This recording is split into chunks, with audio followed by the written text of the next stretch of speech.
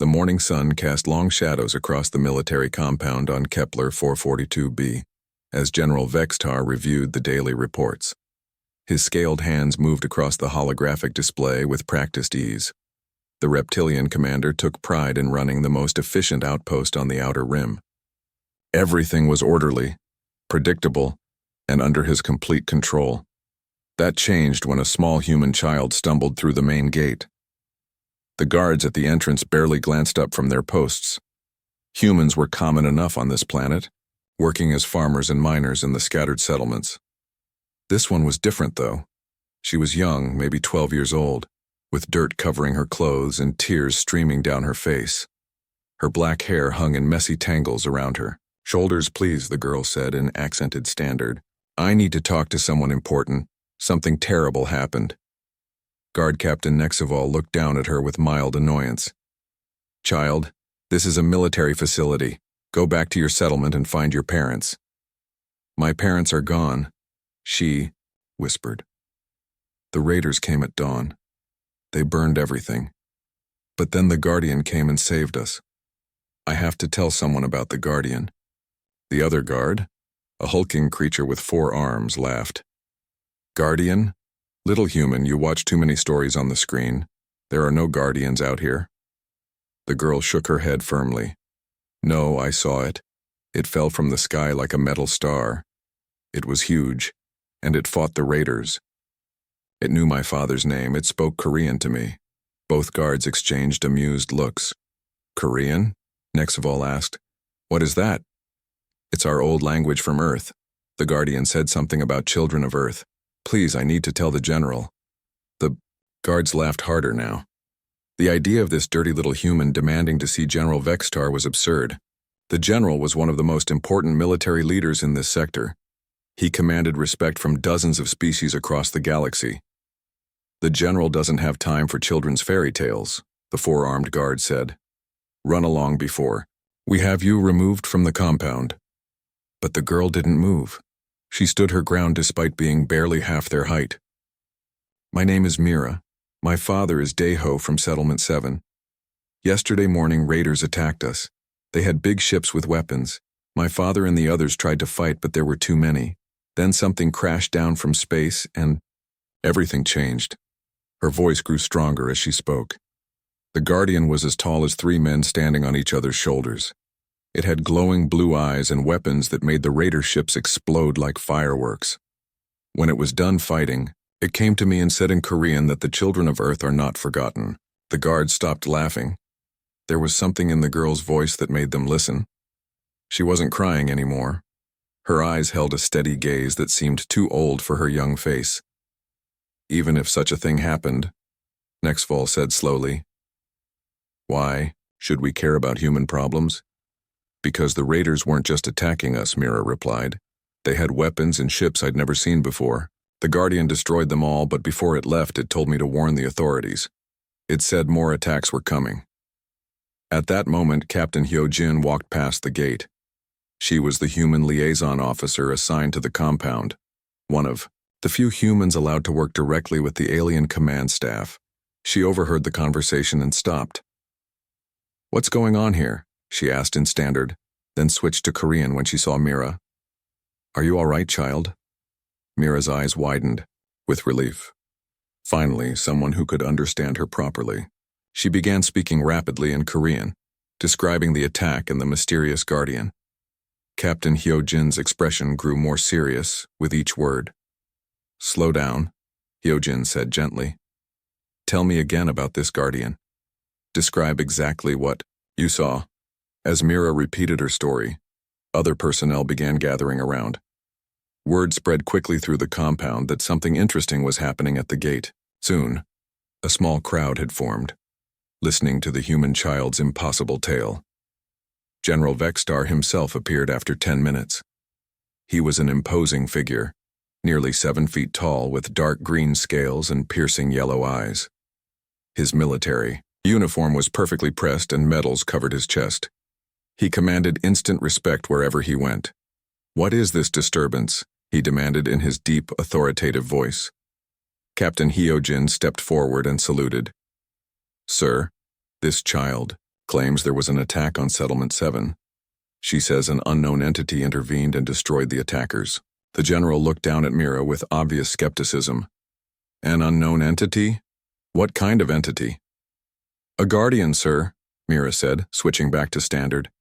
It was huge and made of metal. It had weapons I'd never seen before. It saved my village from the raiders. Several officers who had gathered behind the general began chuckling.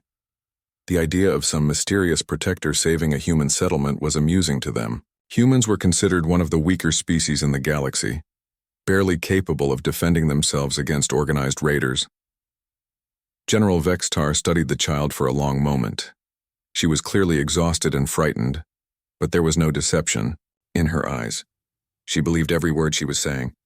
"Child," he said finally, "you have clearly experienced something traumatic. But metal guardians falling from the sky? That sounds like something from children's stories, not reality." "It's not a story," Mira insisted. "I can prove it. The Guardian left marks in the ground where it landed. The raider ships are still burning in the forest. My father and the others saw it too." "Your father?" Captain Hyojin asked. "I thought you said your parents were gone." "The raiders shot him, but the Guardian saved him. It saved all of us who were still alive. But I was the only one small enough to make it through the forest to get here." General Vextar made a decision. This child's story was clearly fantasy, but she seemed convinced it was real. Perhaps humoring her would provide some entertainment for his officers. It had been a quiet month on the Outer Rim. "Very well," he said with a slight smile. "I will hear your full story. Come with me to the command center. You can tell everyone exactly what you think you saw." As they walked toward the main building, Mira felt a mix of hope and fear. The general didn't believe her yet, but at least he was listening. She had to make him understand. The Guardian had trusted her with an important message, and she wouldn't let it down. Behind them, the officers whispered among themselves about the amusing human child and her impossible tale of metal guardians falling from the sky. The command center buzzed with activity as General Vextar led Mira inside. Officers from different alien species filled the room, their conversations stopping as they noticed the small human child walking beside their commander. The central, holographic display showed star maps and patrol routes, but all attention focused on the unexpected visitor. "Gentlemen," General Vextar announced with amusement in his voice, "we have an interesting guest today. This young human claims to have witnessed something extraordinary. I thought you might enjoy hearing her tale." Commander Kextar, a purple-skinned being with multiple eyes, leaned forward in his chair. "A human child? What could she possibly tell us that would be worth our time?" "She believes metal guardians fell from the sky to save her settlement," the general replied. Several officers burst into laughter immediately. "Please, child, tell them your story from the beginning." Mira looked around the room at all the alien faces staring at her. Some seemed curious, others annoyed, but most looked like they were trying not to laugh. Only Captain Hyojin gave her an encouraging nod. "My name is Mira," she began, her voice small but steady. "I live in Settlement 7 with my father Deho and our neighbors. Yesterday morning I was helping my father tend to our crops when the attack began." She took a deep breath and continued. "The raiders came just after sunrise. They had 5 big ships, black and red with strange markings. The ships made terrible noises as they flew over our homes. Then they started shooting at everything." "What kind of weapons did they use?" Captain Hyojin asked, taking notes on her tablet. "Energy blasts that made blue fire," Mira answered. "They burned through the walls of our houses like they were made of paper." My father grabbed his rifle and ran outside with the other men. Sungmin, Bora, Taehyun, and Yunho all tried to fight back.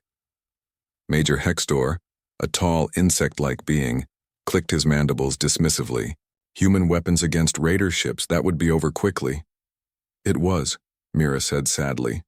"The raiders shot down from their ships and hit my father in the chest. He fell and didn't move. Sungmin was trying to help the women and children hide when they got him too. The raiders were laughing as they destroyed everything we had built."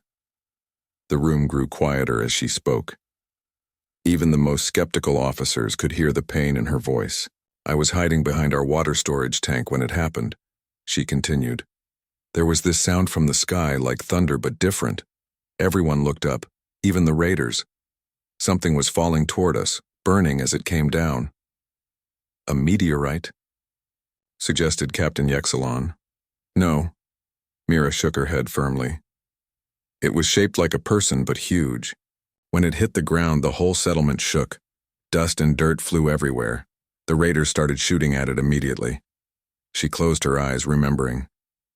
When the dust cleared, I could see it standing there.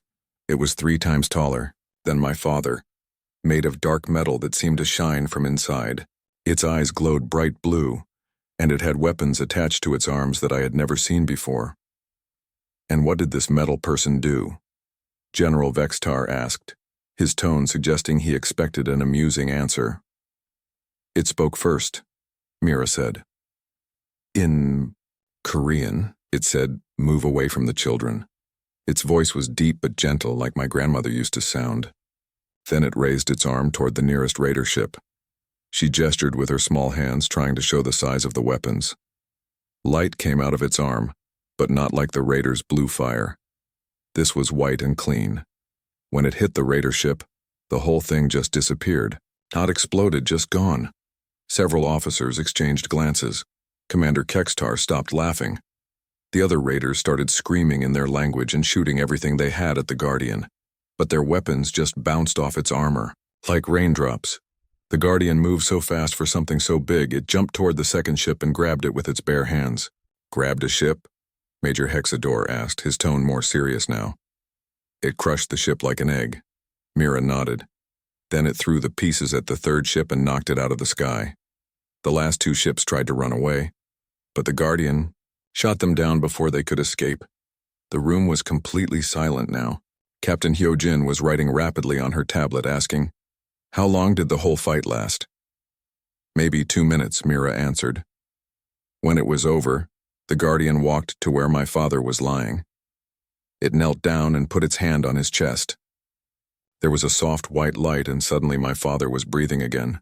"Healing powers too?" General Vextar muttered, but he wasn't smiling anymore. "It helped all the wounded people," Mira continued. "Sungmin, Bora, everyone who was hurt." Then it stood up and looked directly at me. It walked over and knelt down so its glowing eyes were level with mine. She paused, remembering the moment clearly. It spoke to me in Korean again. It said, "Little daughter, are you harmed?" I told it I was scared but not hurt. Then it said something I will never forget. "What did it say?" Captain Hyojin asked softly. It said, "The children of Earth are not forgotten. We watch from the darkness between stars and we remember our promises. Tell the authorities that the shadows grow longer, but Earth's children will not face them alone." The silence in the room was complete now. No one was laughing. "Then what happened?" General Vextar asked, his voice much less amused than before. It stood up and looked at the burning raider ships. It told me to be brave and take care of my father. Then it jumped into the sky and disappeared among the stars. I waited until I was sure it was safe. Then I ran here through the forest to tell you. Mira finished her story and looked around the room. The alien officers were staring at her with expressions ranging from confusion to concern. Captain Hyojin was still writing, her face troubled. "An interesting story," General Vextar said finally, though his voice lacked its earlier confidence. "Very detailed for a child's imagination." "It's not imagination," Mira said firmly. "It happened. The Guardian saved us, and it wanted me to warn you about something coming." Captain Hyojin looked up from her notes. "Sir, some of the details she's mentioned match certain classified reports we've received about unusual contacts in human space." "General," Vextar's yellow eyes narrowed. "What kind of reports?" "Incidents involving unknown technology and references to watching from the darkness. Until now, we dismissed them as human superstition." The general studied Mira's young face for a long moment. Either this child was an incredibly gifted liar, or something very strange was happening in human space. Captain Hyojin couldn't shake the feeling that Mira was telling the truth. After the briefing ended and the other officers dispersed, She approached General Vextar privately. "Sir, I request permission to investigate Settlement 7, she said, standing at attention. The general looked at her with mild surprise. "You actually believe that child's story?" "I believe something happened there, sir. The details she provided are too specific and consistent. If there really was an attack, we should investigate. If there wasn't, we'll know she's confused or lying." General Vextar considered this. He had been planning to simply send the child back to her settlement with a pat on the head and a warning not to tell such wild stories. But Captain Hyojin was a reliable officer, and her request was reasonable. "Very well," he decided. "Take a small team and check out her settlement. I expect you'll find some burned buildings and perhaps a few raider bodies. But when you return with a normal explanation for what the child saw, I want her story properly debunked." "Understood, sir. I'll take Jinwoo from communications and Minho from reconnaissance." "Do that. And Captain?" The general's voice carried a warning. "Don't waste too much time on this. We have real military matters to attend to." 2 hours later, Captain Hyojin's transport lifted off from the compound with her small investigation team. Jinwoo was a quiet man in his 30s who handled all electronic communications for the base. Minho was younger, specialized in gathering information and analyzing battle sites. The flight to Settlement 7 took 30 minutes over the forest. As they approached, Jinwoo pointed out the window. "Captain, look at those smoke columns." Below them, several thin lines of smoke rose from the trees. The settlement came into view, and even from the air, they could see extensive damage. Buildings were burned, vehicles destroyed, and large dark patches marked the ground where fires had burned.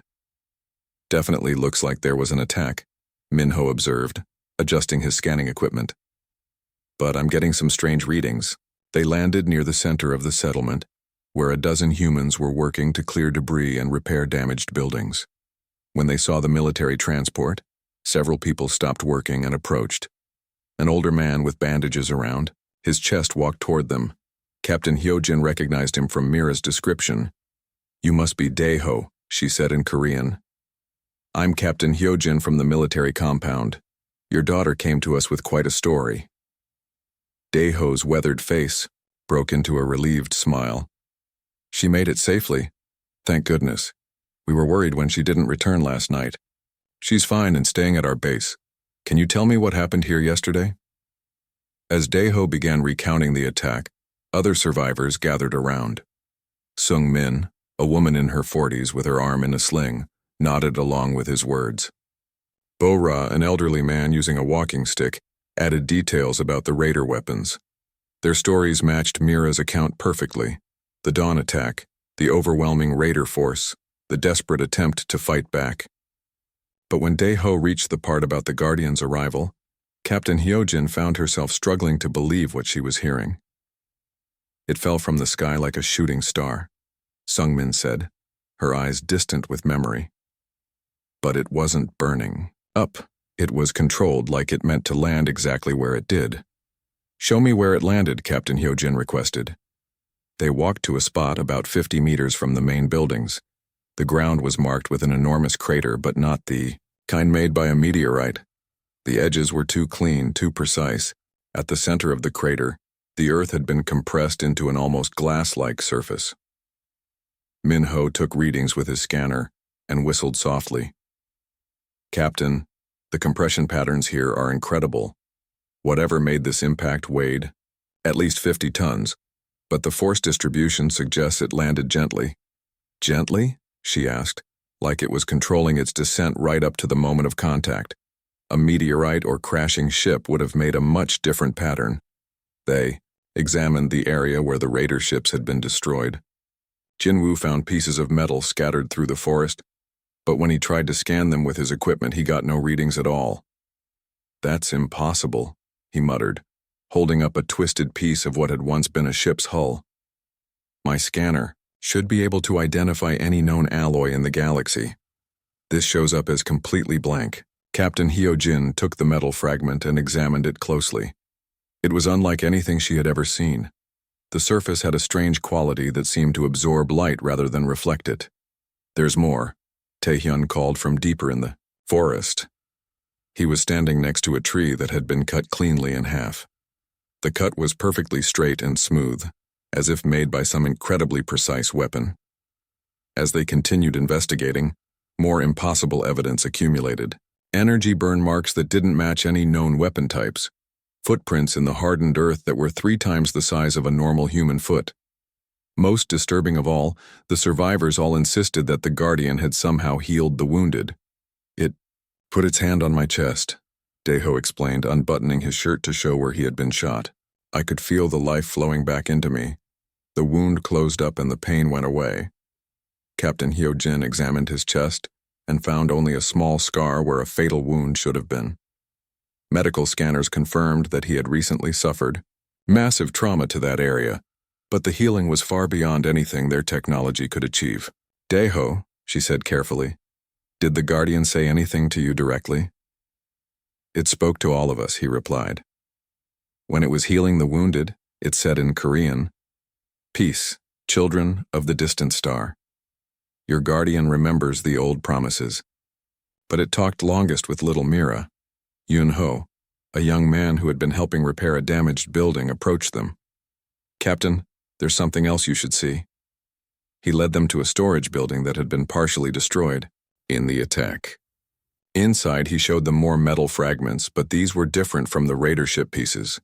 These fell from the Guardian when it jumped back into the sky, Yun-ho explained. They're not like the other metal we found. Jin-woo scanned these fragments and immediately got readings. This is human technology, he said, surprised, but it's using materials and construction techniques that are decades ahead of anything we currently have. Captain Hyojin felt a chill run through her. Are you certain? Absolutely. The molecular structure is clearly human in origin, but the complexity is incredible. Whoever made this has technology that makes our best ships look like primitive toys. As the investigation continued, Captain Hyojin became increasingly uncomfortable. Every piece of evidence supported the impossible story that Mira and the survivors were telling, but if it was true, it raised disturbing questions about what else might be happening in human space. Min-ho approached her with his final readings. Captain, I've detected energy signatures in the upper atmosphere. Something large passed through this system recently, using propulsion methods I don't recognize. How large? Based on the energy displacement, I'd estimate it was at least 1 kilometer long, but it moved through space without any of the normal signatures our sensors usually detect. As they prepared to return to base, Captain Hyojin found herself facing an impossible choice. She could report that the attack had happened, but dismiss the Guardian story as mass hallucination brought on by trauma. Or she could tell General Vextar that something with technology far beyond their understanding was operating in human space. Either way, she knew that Mira's simple story had just become a much bigger problem than anyone at the compound realized. During the flight back, Jin-woo was unusually quiet. Finally, he spoke up. Captain, I've been thinking about those metal fragments. If humans have technology like that, why haven't we seen it before? Maybe we have, she replied thoughtfully. Maybe we just didn't recognize it for what it was. As their transport approached the compound, Captain Hyojin noticed unusual activity around the communications tower. Several officers were gathered around the long-range sensors, and their body language suggested they had detected something important. When they landed, a junior officer ran up to their transport immediately.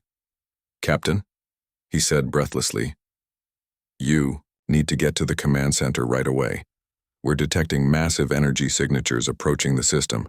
Something big is coming, and General Vextar wants all senior staff present for the briefing. Captain Hyojin exchanged a meaningful look with her team members. The investigation of Settlement 7 had just become much more urgent. The command center was in chaos when Captain Hyojin arrived. Officers from all departments crowded around the main display, which showed long-range sensor readings that made no sense. General Vextar stood at the center of it all, his scaled face tight with concern. Captain, he called as soon as he saw her. Report on your investigation immediately. Sir, the attack on Settlement 7 definitely happened. The evidence supports the survivors' accounts, including some details that are difficult to explain. What kind of details? He demanded. Before she could answer, Commander Kextar interrupted from the sensor station. General, the object is accelerating. It will reach the outer system in less than 6 hours. What object? Captain Hyojin asked. General Vextar gestured toward the main display. 3 hours ago, our deep space sensors detected a massive energy signature moving toward our system. Whatever it is, it's larger than our biggest dreadnought and moving faster than should be possible. The display showed a three-dimensional map of the local space around Kepler 442b. A bright red dot was moving steadily toward their position, leaving a trail of energy readings that made the sensor operators shake, their heads in confusion. Sir, Captain Hyojin said carefully, I think this might be connected to what we found at the settlement. She quickly briefed the general on their investigation, showing him the metal fragments and energy readings that Jinwoo and Minho had collected. With each piece of evidence, General Vextar's expression grew more serious. You're telling me that something with unknown technology intervened in a raider attack, and now something else with unknown technology is approaching our system? It might be the same thing, sir. Major Hexdor clicked his mandibles nervously. General, should we prepare the defense fleet? Against what? We don't even know what we're dealing with. General Vextar studied the sensor readings again. How long until it reaches our position? At current speed, approximately 5 hours and 30 minutes, reported the sensor officer. Sir, Jinwoo spoke up. I recommend we try to establish communication. If this is related to the Guardian that helped Settlement 7, it might be willing to talk. General Vextar nodded slowly. Do it. Try all standard frequencies. For the next hour, the communications team broadcast messages in every known language, and on every frequency they could access. They sent mathematical sequences, universal peace symbols, and formal diplomatic greetings. Nothing came back except empty static. The approaching object continued on its direct course toward their planet, its energy readings growing stronger with each passing minute. Whatever it was, it showed no signs of slowing down or changing direction. General, Captain Hyojin suggested, maybe we should try communicating in Korean. Korean? Why would that make a difference? According to the survivors at Settlement 7, the Guardian spoke to them in Korean. If this is the same entity, it might respond to the same language. General Vextar looked skeptical, but he was running out of options. Very well, Captain, you handled the communication attempt. Captain Hyojin moved to the communication station and activated the main transmitter. She took a deep breath and spoke in Korean, her voice carrying across the void of space. Guardian, if you can hear this, we are the military forces stationed at Kepler 442b. A child named Mira came to us with a message. She said you wanted us to know that shadows are growing longer. We are listening. For several minutes, nothing happened. The command center remained tense and silent as everyone waited for a response. Then suddenly the communications board lit up with an incoming signal. The voice that came through the speakers was deep and calm, speaking perfect Korean with the tone of an elderly woman. We hear you, children of the distant star. We are the Iron Descendants. We have come for our youngest sister. Every human in the command center felt a chill run through them. The alien officers looked confused, unable to understand the language, but they could hear the power in that voice. Who are you? Captain Hyojin asked in Korean. We are those who chose to become more than human so that humans would never be less than they could be. We are the Watchers in the dark, the guardians of promises made when Earth was still your only home. General Vexatar demanded a translation and Captain Hyojin quickly explained what was being said. The general's yellow eyes widened with each word. Ask it what it wants, he ordered. We want nothing except to ensure the safety of our people. The voice responded before Captain Hyojin could even ask the question. But we have learned that some among the galactic powers have forgotten that human children are under our protection. The main view screen suddenly activated, showing a massive shape against the stars. It was enormous, easily 3 kilometers long, but its design was unlike any ship they had ever seen. It looked more like a suit of armor built for something impossibly large than a traditional spacecraft. That's not a ship, Minho whispered. It's a person. As if responding to his words, The massive form on the screen began to change.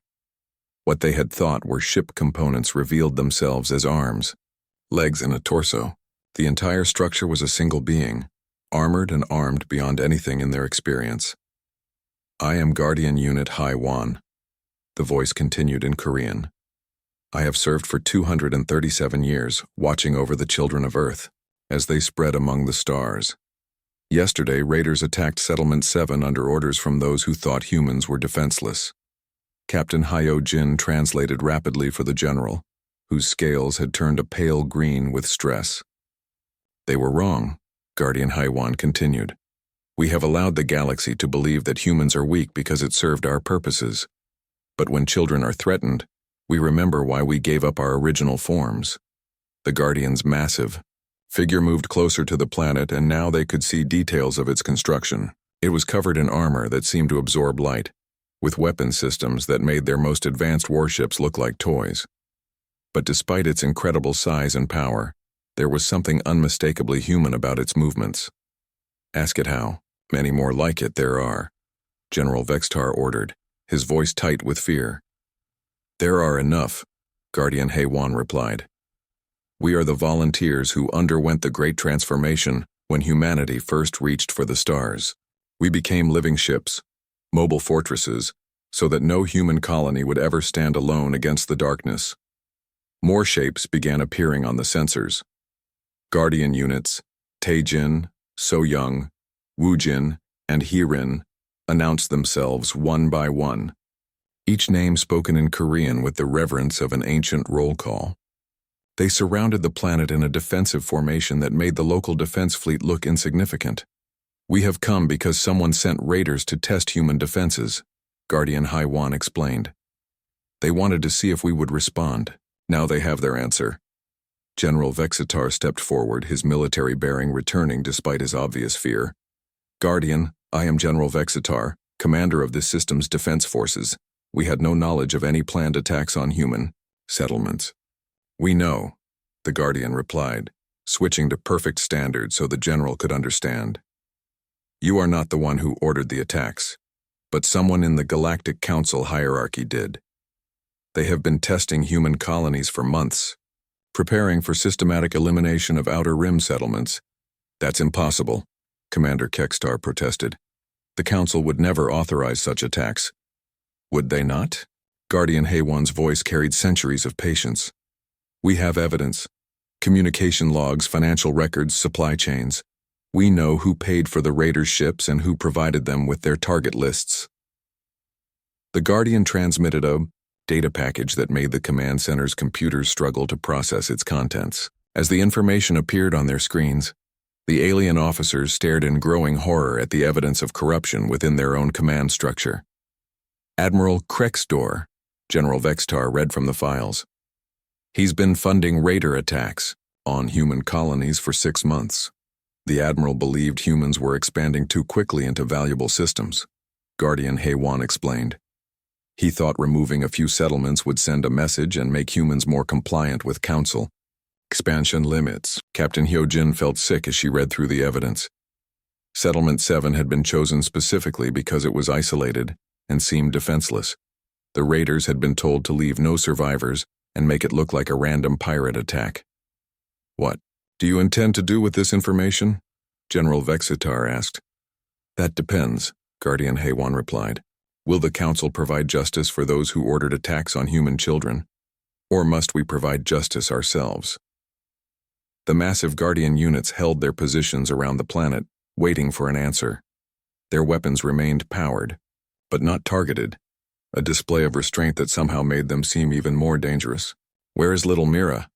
Guardian Haiwan asked, switching back to Korean.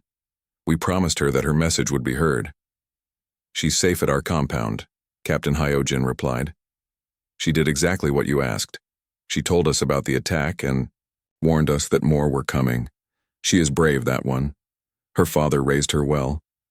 Please tell her that Guardian Haiwan remembers her courage." As the command center tried to process this impossible situation, one thing became clear to everyone present. The galaxy had seriously underestimated humanity. The small, seemingly weak species had guardians watching over them, guardians who had been waiting patiently in the darkness for someone to threaten human children. Now those guardians had revealed themselves, and the balance of power in the galaxy had just shifted dramatically. The evidence that Guardian Haywan provided changed everything. As the data spread through the command center's computers, the full scope of Admiral Krekstor's conspiracy became clear. For 6 months, he had been secretly funding raider attacks on human settlements, using them as test subjects to gauge human defensive capabilities. General Vextar stared at the communication logs on his screen, his scaled hands trembling slightly. 17 settlements attacked. Over 300 human civilians killed, all on the Admiral's orders. The Admiral believed he was being clever, Guardian Haywan explained, her ancient voice carrying across the communications channel. He thought humans were spreading too quickly into systems that other species wanted. He decided to thin out the outer colonies and make humans afraid to expand further. Captain Hyojin felt anger burning in her chest as she read through the files. Settlement 7 had been chosen because it was small and isolated, with only families trying to build new lives. The raiders had been ordered to kill everyone and destroy all evidence of the attack. But you saved them, she said in Korean. We saved those we could, Guardian Haywan replied sadly. But we were too late for many others. We have been tracking these attacks for months, gathering evidence, waiting for the right moment to reveal ourselves. Commander Kekstar looked up from his display, his multiple eyes wide with shock. General, these communication codes are genuine. This evidence is real. Admiral Krekstor really has been ordering attacks on human civilians. Why reveal yourselves now? General Vextar asked the Guardian. Why not continue gathering evidence? In secret? Because yesterday they made a mistake, Guardian Haywan answered. They attacked a settlement with children. They shot at a 12-year-old girl's father while she watched. That crossed a line we cannot allow to be crossed. The massive Guardian units around the planet remained in their defensive positions, but their weapon systems were now clearly visible. Energy cannons that could destroy battleships, missile systems that could level cities, and defensive shields that made them nearly invulnerable to conventional weapons. We made a promise long ago. Guardian Taejin's voice joined the conversation, speaking in accented standard. When humans first left Earth, some of us volunteered to become something more than human. We gave up our original bodies and became living ships, mobile fortresses, so that no human child would ever face the darkness alone. How many of you are there? General Vextar asked. Enough, Guardian So Young replied simply. We are the volunteers from the first colony ships, scientists, soldiers, parents, grandparents. We chose transformation so that our children and grandchildren would be safe among the stars. As the Guardian spoke, more of their history became clear. 2 centuries ago, when humanity was still new to space travel, they had faced threats from hostile alien species. A group of volunteers had undergone experimental procedures, merging their consciousness with massive robotic bodies that could operate in the vacuum of space. We have been watching from the shadows ever since, Guardian Wu Jin explained. Most human colonies never see us. We only reveal ourselves when the threat is beyond what normal human forces can handle. But why keep it secret? Captain Hyojin asked. Why not let the galaxy know that humans have such powerful protectors? Because fear breeds respect, but also hatred, Guardian Hyrin answered. We preferred that other species see humans as weak and harmless. It made them less likely to view humanity as a threat, but it also made some think humans were easy targets. General Vextar was studying the tactical displays, trying to understand the full implications of what he was seeing. These Guardian units could destroy our entire defense fleet without taking significant damage. We could, Guardian Haywan agreed, but that is not our purpose. We exist to protect human civilians, not to conquer other species. However, those who threaten human children will face consequences. The communication board suddenly lit up with an incoming transmission from the sector command. Admiral Krekstor's image appeared on the main screen, his reptilian features twisted with anger. General Vextar, what is the meaning of this? He demanded. I'm receiving reports of massive unknown vessels in your system. Why wasn't I informed immediately? General Vextar looked at the Guardian readings on his displays, then at the evidence of the Admiral's crimes. For a moment, he hesitated. Then he made his decision. "Admiral, I'm placing you under arrest for war crimes against human civilians," he said firmly. The Admiral's eyes widened in shock. "Have you lost your mind, General? You have no authority to arrest me. I have evidence that you've been funding raider attacks on human settlements for the past 6 months. 312 civilian deaths, including children. The evidence is comprehensive and undeniable." "That's ridiculous," Admiral Krexdor snarled. "Where would you get such evidence?" "From us." Guardian Haywan's voice cut through the conversation.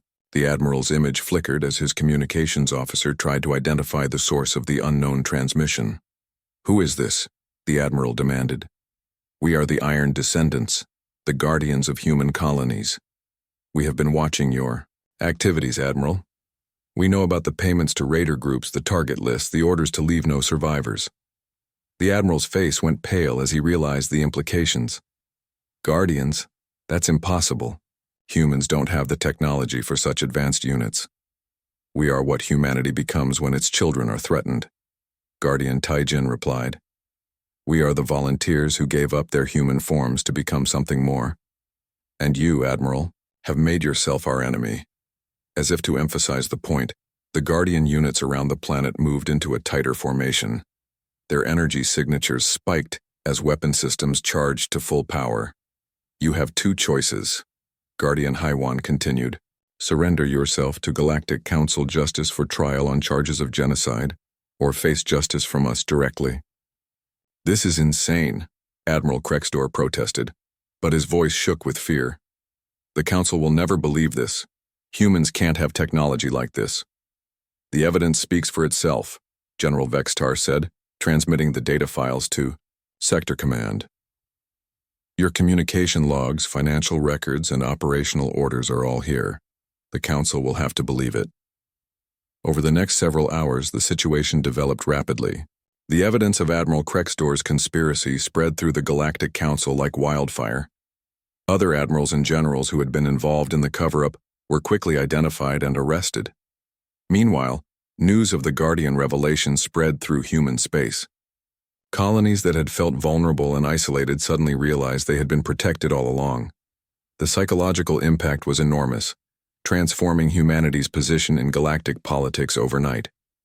Back on Kepler 442b, Mira was brought to the command center to witness the conclusion of the crisis she had helped expose. When Guardian Haywan's voice spoke to her directly in Korean, tears ran down her cheeks. "You were very brave, little sister," the Guardian said gently. "You delivered your message exactly as we hoped. Your father and your neighbors are safe because of your courage." "Will you stay now?" Mira asked. "Will you protect us where everyone can see?" "We will remain watchful," Guardian Haywan replied. "But we prefer the shadows. It is better for the galaxy to know we exist without always seeing us. Fear keeps the peace better than constant displays of power." "But what if someone attacks us again?" Mira asked, her young voice carrying the worry of someone who had seen too much violence.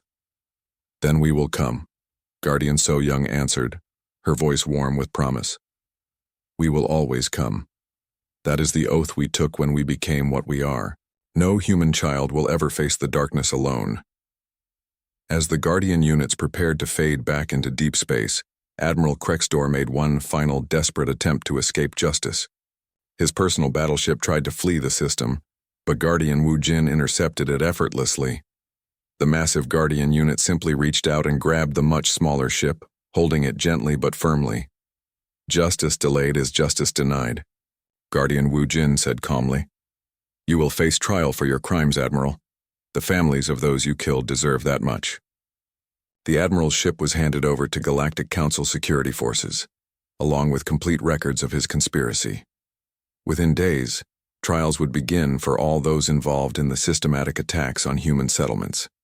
General Vextar found himself in an uncomfortable position. He had spent years looking down on humans as a minor species, barely worth his attention. Now he realized that humanity had been protected by forces that could destroy his entire fleet without effort. "Captain Hyojin," he said as the crisis wound down, "I owe you an apology. When that child first came to us with her story, I dismissed it as fantasy. I was wrong about many things." "We all were, sir," she replied diplomatically. "The important thing is that justice will be served and the attacks will stop." As the Guardian units began disappearing from sensors one by one, they left behind a galaxy that would never again underestimate humanity. The revelation that humans had such powerful protectors changed the political balance of power overnight. Trade negotiations that had been stalled for months suddenly moved forward. Territorial disputes involving human colonies were quietly resolved in humanity's favor. No one wanted to risk triggering another Guardian response. But perhaps the most important change was in the human colonies themselves. Settlements that had felt isolated and vulnerable now knew they were part of something larger. Children like Mira could sleep safely, knowing that ancient guardians watched over them from the darkness between stars. 3 weeks later, Mira returned to Settlement 7 with her father. The community had rebuilt stronger than before, and new families were arriving to join them. The attack that was meant to drive humans away had instead brought them together. As she helped her father plant new crops, Mira looked up at the stars. She couldn't see the Guardians, but she knew they were there. Somewhere in the vast darkness, Guardian Haiwan and the others continued their eternal watch. "Do you think they're lonely?" she asked her father in Korean. Daiho considered the question carefully. "Perhaps," he said. "They gave up being human to protect humans. That must be difficult sometimes." "Maybe we should send them messages," Mira suggested, "so they know we remember them and appreciate what they do." "That's a wonderful idea," her father agreed. "What would you want to tell them?" Mira thought for a moment, then smiled. "Thank you for keeping your promises, thank you for watching over us, and thank you for showing the galaxy that humans are not as helpless as they thought." That night, Captain Hyojin transmitted Mira's message into deep space on the frequency the Guardians had used. She didn't expect a response, but one came anyway. "Message received, little sister," Guardian Haiwan's voice whispered across the void. "Sleep well. We are watching." The transmission ended, but its meaning lingered. Across human space, millions of people looked up at the stars with new confidence. They were not alone. They had never been alone. The galaxy had learned that humans might seem small and vulnerable, but they were protected by Guardians who remembered what it meant to be human. And those Guardians would never let harm come to Earth's children, no matter how far they traveled among the stars. The Iron Descendants had revealed themselves to save one small settlement, but their emergence changed everything. The balance of galactic power had shifted, and everyone now understood that attacking human civilians came with consequences beyond imagination. As Mira drifted off to sleep that night, she smiled at the stars visible through her window. Somewhere, out there, ancient protectors continued their watch, keeping the promises they had made centuries ago when humanity first reached for the stars. The girl's story that the Galactic General had laughed at had become the truth that reshaped the galaxy.